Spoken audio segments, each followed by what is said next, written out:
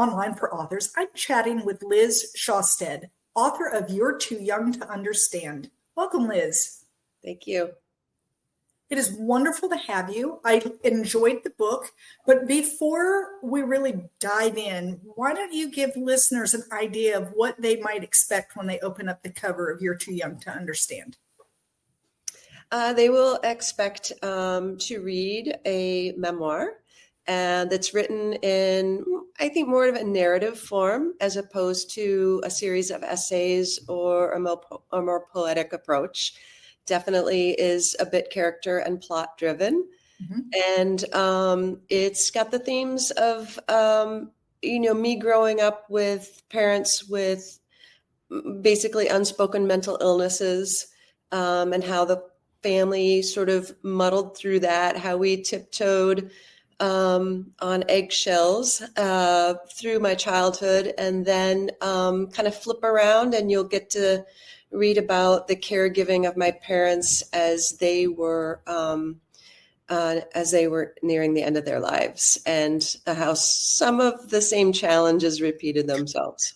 Well, and I think that often happens when you look at families. You see a lot of things that kind of repeat and change and turn around, and all of a sudden you're facing the same thing again. So absolutely. What made you decide, I'm going to write a memoir? So I was not a creative writer before about 10 years ago when I started this project. It did take me 10 years from beginning until publication. It was a project on my plate. I certainly wasn't working on it the whole time. But, there was some, as you might imagine, with the parents that I had, my mother with acknowledged schizophrenia, and my father with alcoholism, we had interesting stories. My sister and I would often say that people told us that we should write a book. And my sister, being a little more scientific than me, I think would have taken a more scientific approach, and I wanted to take more of a storytelling approach. And once we were talking about it after my dad had his stroke, I realized that it really was something that I wanted to do. And after he passed and we were not able, because of the way our family was, to have a service for him, we weren't able to get ourselves together to actually pull that off. I started writing my memories of him, more as an effort to try to understand him and his choices. And so that really dove into the whole family dynamic, actually. I knew when I first started writing, once I had some writing chops after I'd taken a lot of classes and written a lot of versions of different chapters, that I would finish the book. I made that promise to myself. I'm not necessarily someone who takes on a big project like this and finishes on a regular basis. So it was a big This was a big thing for you. It was a big thing for me. And I never promised myself that I would publish, but I did promise myself that I would finish the book. Yeah, absolutely. I'm curious, as you were doing these writing exercises and, working on chapters and taking classes and things, did you discover memories that you had buried, or that just had been put so far away that you hadn't thought of them in years, and all of a sudden as you were writing they came out? Kind of. Like the chapters that I wrote in the beginning, in particular, let's say the first 10 chapters, came from, I would sit down and it would be the first memory to come out. And those typically for me were the ones that were the most painful, or for me, the most pivotal. And, my sister, my brother clearly wouldn't have picked the same scenes. But what I did find is that as I sat with them and started writing them out, that I would uncover some memories, whether through scent or I'd get some photographs from the time period. Another great thing that I had was my sister read every chapter after I read it, or after I wrote it, basically. And I would often call on her, being 6 years older than me, to fill in some of the some of the details of time of day, or, what the room looked like, or what my brother was actually doing at the time, because I wasn't really paying attention to him, or how she was actually feeling and how she was coping. So that really helped me round out some of the scenes and stories. I don't remember uncovering full on like memories though. Okay. All right. I was just curious because I would think that sometimes maybe in doing an exercise like that, things all of a sudden be like, oh, wait, I hadn't thought of that. Did you said you relied on like your sister to help fill in some like details. Did you rely on her to fill in any memories? Like, I don't recall what happened here. Fill me in completely. Did you need her for that as well? Or did you stick mostly with what you actually remembered? I, for the most part, stuck with what I remembered, with the exception of a scene in France.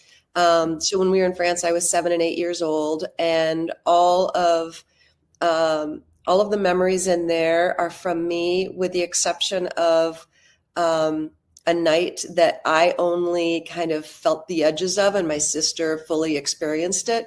And I was there, I was watching, but it was I was talking to her to get some of the details of actually the things that were said between my parents, that filled that part in. But there are scenes in that part, the small part of the book, that is only drawn from my memory. Right. Yeah, I can imagine. I mean, at 7 and 8, what you remember as a 7 or 8 year old would be vastly different than what you would remember as a teenager or what you would remember as a young adult. Right. Right. Absolutely. So you say that your sister read it. How does other family feel about a memoir? That can, sometimes that can get testy with individuals when they're not sure that they want family laundry out there, So how do other people feel about it? Well, the core characters in the book were certainly my nuclear family, and my brother passed away before the book went anywhere close to publication, and my father's death had sort of ignited my interest in writing.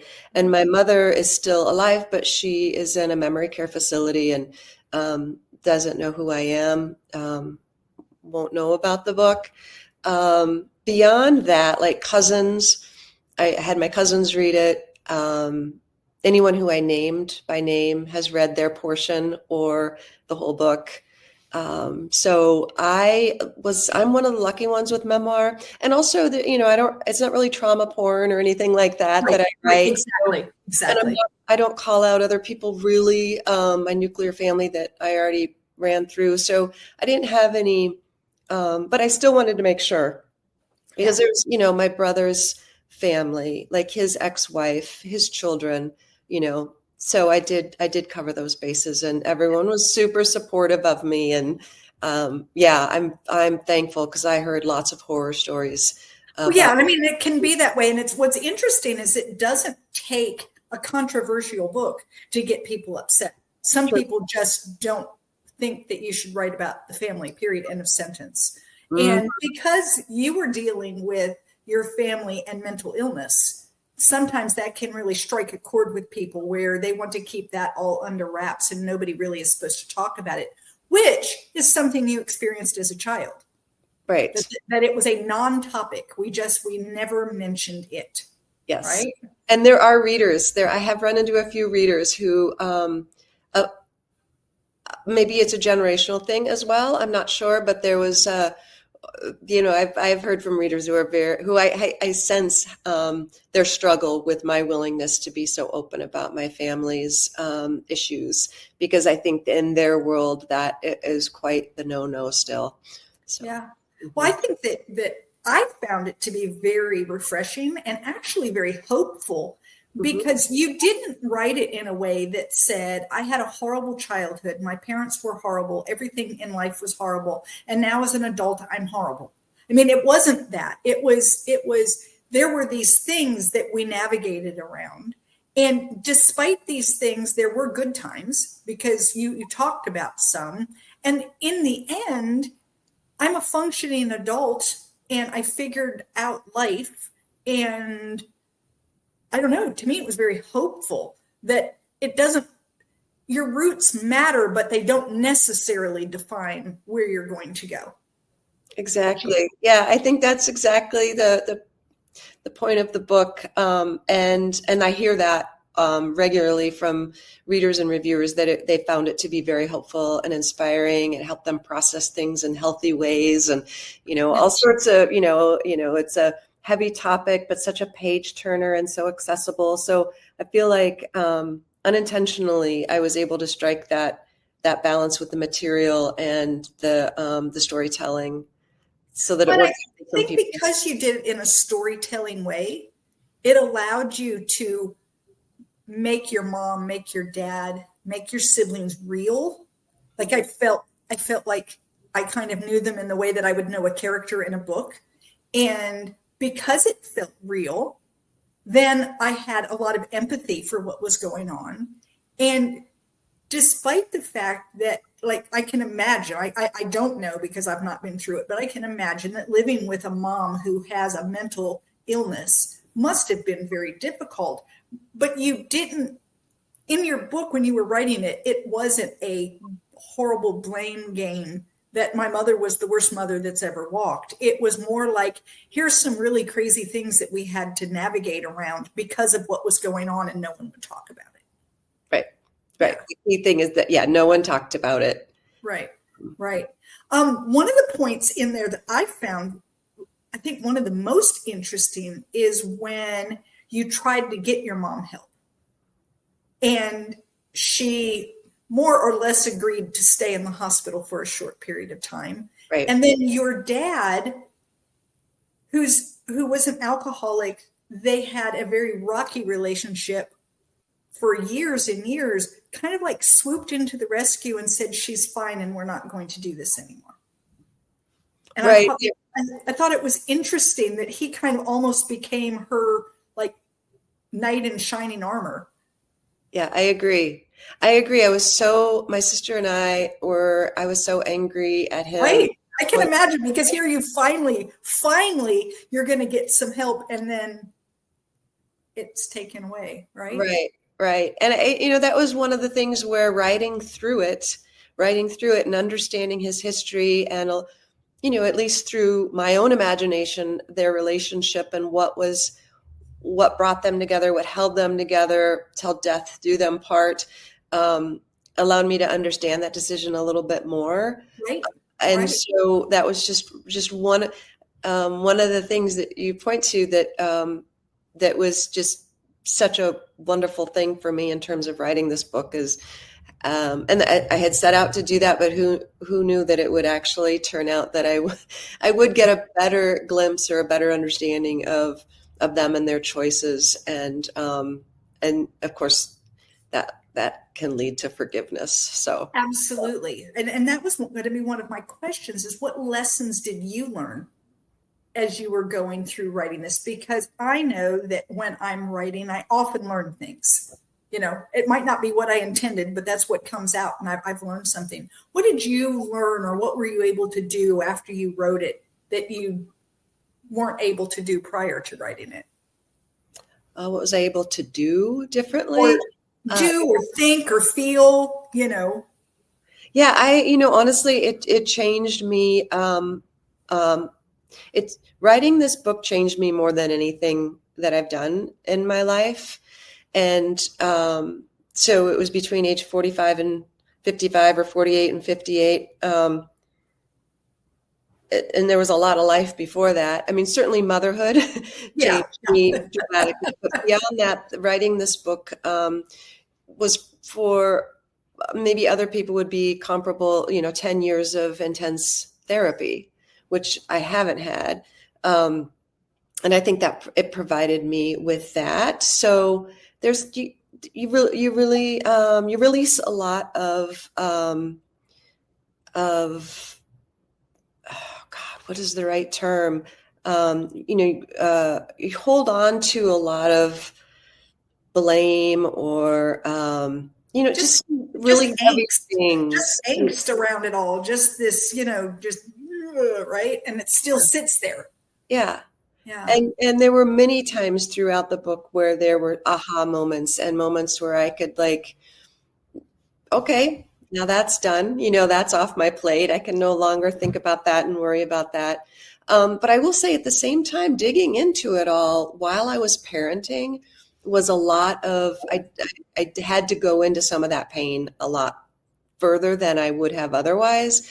Writing about my childhood and how I was parented while I was doing the best that I could for my kids, the dramatic difference between those two situations kind of enhanced. I mean, it got a lot sadder and heavier for me before it got lighter. So Yeah, probably like it does too. I would think because there's a lot of processing that would go on, and even back to that point where your mom was going to get help and your dad kind of swooped in and kept that from happening. I'm sure at the time there was like intense anger and fury over, look, we were finally getting her help and you come in. And yet when you can stand back as someone not living it, who read it, I could understand why someone would have been angry at it. And I could also see it was his way of trying to show her that he loved her and that he was going to protect her. Yep. Now, it was misguided. I'm sure that had she been able to get on the correct medications and things, that she would have felt a lot better, but she didn't believe it and he didn't believe it. Right. And that's what I felt. That is what I felt at the time. And then I have also learned, though, through just my work with mental, in the mental illness world, mental health environment, that there really is no perfect drug for psychosis, and particularly her level of psychosis, which was never brought us to real crisis. And so, which is, is that better or worse? I don't know. But so I do know that the drugs are, especially those in the 80s, are really hard on people's bodies. And, whether they would have worked or been, more harmful to her, I can't say. I mean, I know there are better drugs now and they're still not great. So, right. But yeah, at the time, you're right. I was just like, why? This was our opportunity to maybe have a real mom and have a mom who's at peace with her mind. And so, yeah, I did put that blame squarely on my dad for a long time. Well, and like I said, I could see why. Yeah. And then reading the story, you did a beautiful job in helping us also kind of understand like where he was coming from, because he too was a damaged individual. It wasn't like he was this, perfectly functioning individual with a damaged marriage. He was damaged, she was damaged, and they were both trying to find this way forward. And there were several times throughout their marriage where he wasn't there for her. Right. And it's almost like at this point he decided, I would be there. I am going to be there for her. And so he was. Which was you could make kind that of beautiful in some ways, despite being misguided. I think it was beautiful in a lot of ways. I think it is beautiful too. And I think that there was some real strength to their love and their connection that withstood both of their ghosts and demons. And it's astonishing. It's amazing. And you could argue that it was his behavior that triggered her illness even. So if he even thought that could be possible, I just imagine he carried a lot of guilt about it. Of course, we never talked about it, so I don't know. But yeah, that's the way with your family. They didn't talk.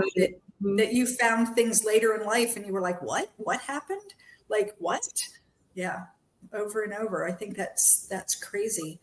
Do you intend to keep writing now that you've kind of got the writing bug? Is this something that you're going to do? Yeah, I think for a long time I've realized that I write to think. I write to understand what I'm thinking or feeling, I should say. So I often write personal essays because I'm having emotions that are outsized for the situation, and I don't know why. So I write through it, and sometimes it's a universal thing that I'll submit, and most of the time it's just for me. I have thought about like another project that could be a longer project that could be publishable. I've talked about, but don't really have the story fully or even partially put together, middle grade fiction. Try to speak to, that age that I was, 10 to 15 years old, and have the character have a parent with a serious mental illness, and just see how that forms as a story. I think that would be very valuable. I do too. You'd be very valuable because you know how you felt as a child going through that, and how you, I'm sure, often felt very alone in all that was going on, and probably scared. I don't know for certain, but I would assume that would be a very scary, things are falling apart all around me and we're all pretending that it's fine. And if you could help another child, even if you didn't help them know what to do, as much as understand that they aren't alone and that others have felt it too, that alone, I think if you had known that others had been in your shoes, that alone would have at least given you the strength to say, oh, okay, and I'm not completely by myself. Right. Just the awareness, just the knowledge that this existed. And if it was in a book form, all the better, because at that age, you don't necessarily want to hear from adults you don't know. Right. So yeah, I think it could be very valuable. For me then, I didn't have that experience until I read Swallow of the Ocean by Laura Flynn. And I don't know, can't remember when she published that, maybe around 2011. But it was before my father passed and before I decided to start creative writing. And her book was a memoir. She grew up the same time frame as I did, and her mother had paranoid schizophrenia. And I just read that book and wept all the way through it. And it just changed me on a cellular level to know that, to have someone who could write so beautifully, she's a very poetic writer, and just put that experience into words. And my sister and I mean, we just thought we were the only ones that went through that because we talked about it. And I was that old before I got a book that did that for me. And then since then, I've looked for every single memoir like that. But yeah, it would be, I think, it would have been fantastic if I had had that as a lesson. Right. Do you think that I don't know enough about it in today's world, because things have progressed some. Is schizophrenia still something that is like a taboo? People don't talk about it if someone in their family has it. I think so. Yeah, I think it's still hard for people to talk about. I'm on a group on Facebook for caregivers of loved ones with schizophrenia. And a lot of those people are anonymous because they don't talk about it. They come up as anonymous. And so it is still, it's probably the most stigmatized mental illness out there. Bipolar with depression is probably, they're probably second and third there, but it's a scary one because I think it's, people become more unpredictable when they're in psychosis than, the other mental illnesses. And so, and then the media has really globbed on to those extreme situations where a person is violent with one of the schizophrenias. And that's a very small percentage of people who suffer with a form of psychosis or schizophrenia. So it's too bad, but yeah, people don't talk about it. And therefore, it's just, there's a lot of discrimination and a lot of misinformation. And then people really aren't interested in helping those people with money or resources or support groups or changed laws and legislation that would help those people and their families. So it's a real tough one. much worse in the 80s. Like I didn't even know, I didn't even know the term then. So at least people have heard of it now, but not necessarily in a way that's helpful. Right.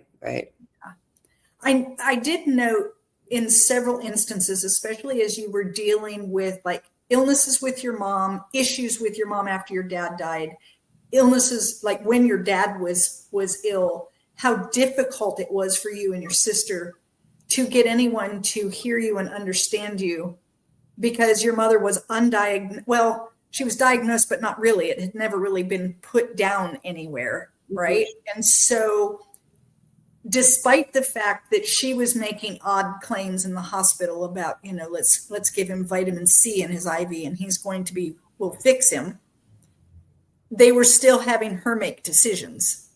Mm-hmm. And that there wasn't anything that you could do about it.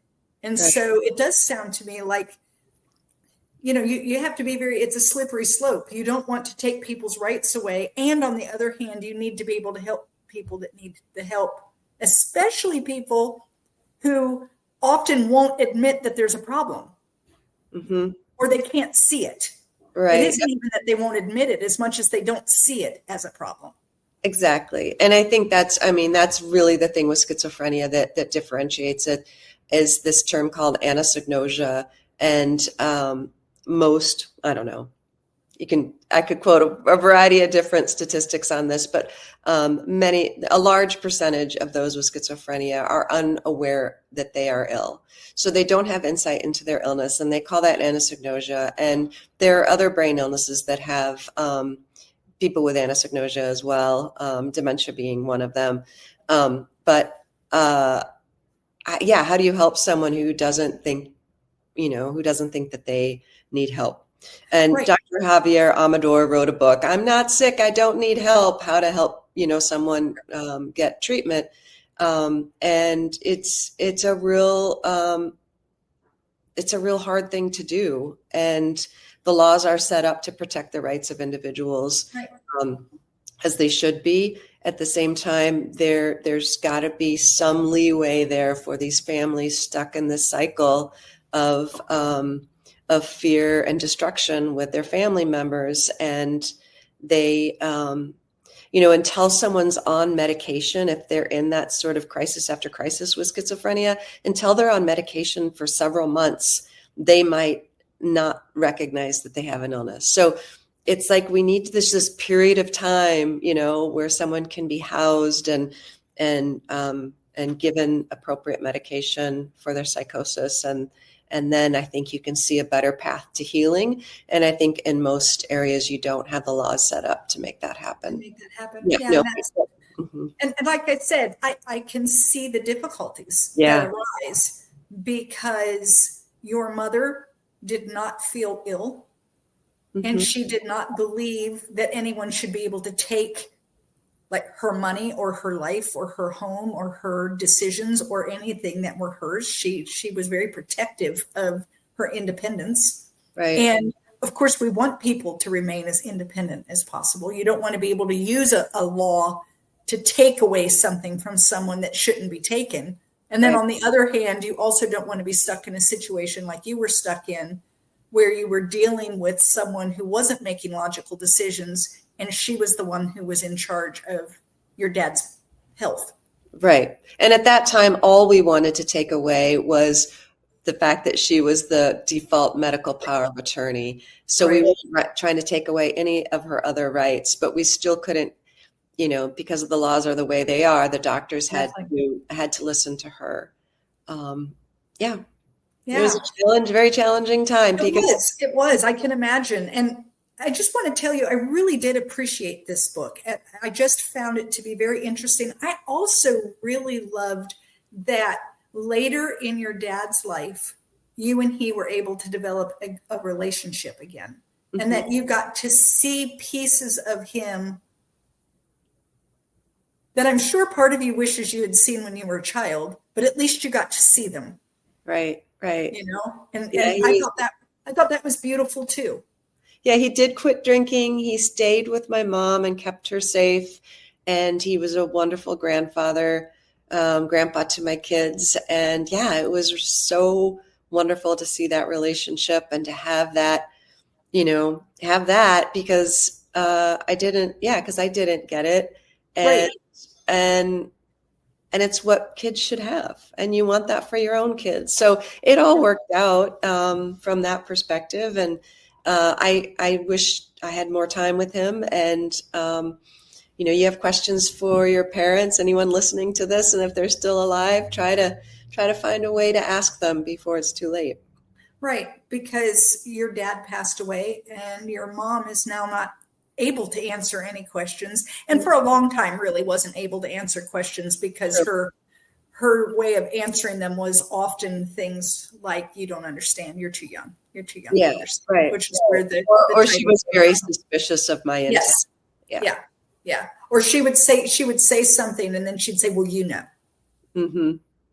Right. Of course, Yes, of course, and you're like, I really have no idea. I think the other piece that I really enjoyed was because it's the way I would handle things, which is you would kind of get frustrated and be like, Mom, no, this is, I don't know what you're talking about, or this is the way it is, and that it didn't really fix anything. And so you finally learned just to go with it. Right. Yeah, we learned as a family, I think early on, not to question her delusions because she would get angry and she would just dig in further and start to think of us as the enemy. And yeah, that's the whole tiptoes on eggshells. Like some Nicole Helget, one of my endorsers, wrote that on the book. And that's truly what it was a lot of times with her. And so we just learned to I would just kind of ignore it. Yeah. But then if she wanted to tell me a story and she's sitting down and I'm feeling like, oh, we're going to have a real conversation. And then the story goes in places that are completely bizarre. And I recognize, and I was at a point as a teenager that I really wanted to parse out the truth. I wanted her to see that these things were not connected. Right. It was important for me to show her I was right and she was wrong. And of course that never worked. No, it doesn't. And, it doesn't work for dementia patients either. I had a mother-in-law who, she was in the hospital and she was very distraught because she could hear this woman crying and her baby, she had a baby. And of course, none of this was happening. Mm-hmm. And everyone else in the room was trying to convince her that there was no crying baby and that there was no screaming woman. And I went over to her and I said, why don't you let me hold the baby? Mm-hmm. I'll hold the baby and I'll get the baby to stop crying. And the doctor just gave the screaming woman some medicine and she'll be asleep any minute now. And once she falls asleep, I've got the baby. You can take a nap. Perfect. And it calmed her right down. And yes, I know I was feeding into a delusion, but not feeding into it only was making her more agitated. She was more distraught that no one else was paying attention to this screaming child and this screaming woman. Yeah. And so it's the kind of that same feeling of, you can confront them, but if they can't see it, they can't see it. Yeah. And as a young person, it's a lot harder. Yes. For me, maybe even as a daughter, it's harder. But when I learned it in my 30s, I think early 30s, and I think later on, that's what Dr. Amador's LEAP method is all about, is to listen, empathize. I don't know what the A and the P are, partner. And I think the A is action and partner. I'm not sure. But really is the empathy. Yeah. What you did, what you were providing her in that moment was empathy. She knew that you understood what she was feeling. And so once I realized I could do that with Mom, and she calmed down. I mean, visibly, she calmed down and I didn't have to acknowledge that, I agreed with her. All I had to do is say, I too would be upset if I thought. Yes. If I thought people were listening to me, I too would be. I would be upset too. And I'm so sorry that that's happening for you. And it just changed the trajectory of our time together and kept her off of that cliff. And, you know, that's another thing, like, you could have taught me as a kid. Well, first label my mom's illness, and then, right, so that you knew what you were dealing with. Yeah. And if we don't have a path for my mom to healing at this point, what path can her family members take to work best with her? That would have been really helpful too. And maybe that's happening in some circles, but wouldn't that be lovely? And then a book like what you're suggesting could easily provide those kinds of suggestions. Like you could have your teenagers start by not responding well and later respond better, so that someone can see, oh, look what we could do. That would be those kinds of things I think would be such beautiful teaching moments for someone who's going through it, even not just a young child, but like you said, you were in your 30s when you started figuring things out. And wouldn't that have been, how wonderful that someone wrote it down. So right. I highly recommend that you write that book. Okay. I'll give it some thought. I'll take some fiction writing classes at the Loft, where I took my nonfiction writing classes. Awesome. So, hey guys, if you want to continue this conversation, head on over to Novels and Latte Book Club on Facebook. There you're going to have a chance to win a digital copy of You're Too Young to Understand. Tell me something you liked or learned in this conversation, and you'll be in the drawing. Liz, if someone wanted to get up with you, talk with you about your experiences, talk with you just about things that you've learned dealing with people that have mental illness as a caregiver, how do they do that? What's the best way to reach you? Probably through my website. There's a contact me page. The website is my first and last name, which is Liz, and last name is Sjaastad, SJAASTAD.com. There's a section for the book. There's also a section for contacting me, and there's a section on resources for people interested in the latest on schizophrenia. Fantastic. And guys, I'll have all that in the show notes, including how to spell Liz's last name. So do not worry about it. And Liz, I want to thank you so much for being with me today. It was such a pleasure, Terry. I'm glad to be here. Thank you for listening to Online for Authors, where I, Terry M. Brown, author of character-driven fiction and host of the podcast, introduce readers to characters they'd love to invite to lunch. Tune in next Tuesday for another podcast episode.